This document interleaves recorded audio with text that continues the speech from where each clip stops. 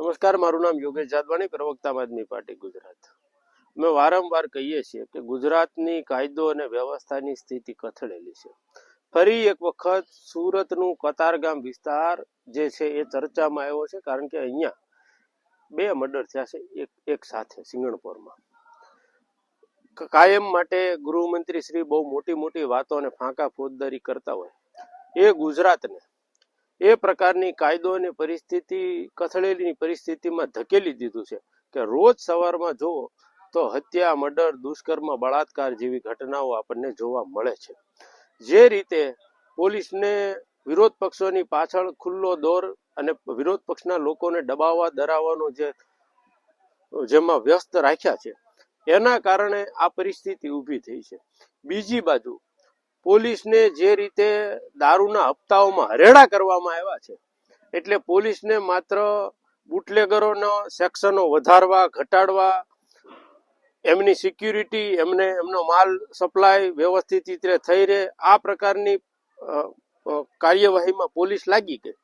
બીજી બાજુ પોલીસ પોતાની વાહવાહી મેળવવા માટે વિરોધ પક્ષોના લોકોને પકડીને લાવે અને ભાજપમાં ભેળવી દે, એટલે ભાજપના જે નેતાઓ છે એ પોલીસ ઉપર ખુશખુશાલ્યા. એના પરિણામ અને એના ફળ સ્વરૂપે આજે ગુજરાતમાં વારંવાર, એમાં સુરત એટલે ગૃહમંત્રીનું હોમ ટાઉન કહેવાય, એમાંથી રોજ દિવસના 2, 3, 4, 5 હત્યાઓના સમાચારો આવવા એક નાની અને સામાન્ય વાત બની ગઈ છે. થોડાક મહિના અગાઉ જ સુરતના કતારગામના ધારાસભ્ય એવું કહેતા હતા કે કતારગામમાં અમે કોઈ ગેંગ વધવા નથી દીધી. હજી સુધી બધા જ ને યાદ છે કે સૂર્યા મરાઠી ગેંગ જીવતી હતી, એની સામે હાદાની ગેંગ જીવતી હતી.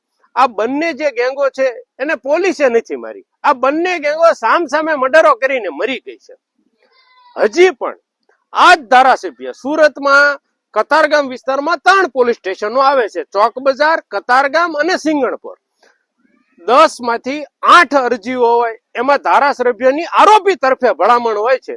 એની ફળશ્રુતિ પ્રમાણે કતારગામ વિસ્તારમાં પણ કાયદો અને વ્યવસ્થાની સ્થિતિ કથળી છે. એટલે સ્ટેજ ઉપરથી ભાષણો આપવા એક પણ ગેંગ વધવા નથી દીધી, તો એ બધી જ ગેંગને ભાજપમાં ભેળવી દીધી છે અને પોલીસ સાથે મિલીભગત કરાવી દીધી છે. એટલે સામાન્ય માણસ અત્યારે પોતાની અસલામતી મહેસૂસ કરી રહ્યા છે, અને એના લીધે રોજ હત્યાઓ, બળાત્કાર, દુષ્કર્મ, ગુંડાઓ, લુખ્ખાઓ, ટપોરીઓ બધા જ બેફામ બન્યા છે.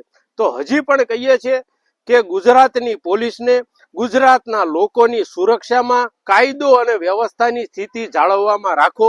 માત્ર ને માત્ર વિરોધ પક્ષના લોકોને દબાવવા માટે, બુટલેગરોને પ્રોત્સાહન પૂરું પાડવા માટે, એની સુરક્ષા પૂરી પાડવા માટે, એમના વેપાર ધંધા ચલાવવા માટે થઈને જે તમે કામ ધંધા કરો છો, એના ફળ સ્વરૂપે ગુજરાતની જનતા એનું આ પરિણામ ભોગવી રહી છે. ગુજરાતની જનતા અત્યારે પોતાને અસુરક્ષિત મહેસૂસ કરી રહી છે કે ક્યારે કોની બેન દીકરી, ક્યારે કોઈની બેટી ઉપર કોઈના દીકરા ઉપર કયો લુખ્ખો છરી હલાવી જશે, કોણ કોની સાથે દુષ્કર્મ કરી જશે, આવી કશી ખબર નથી રહેતી.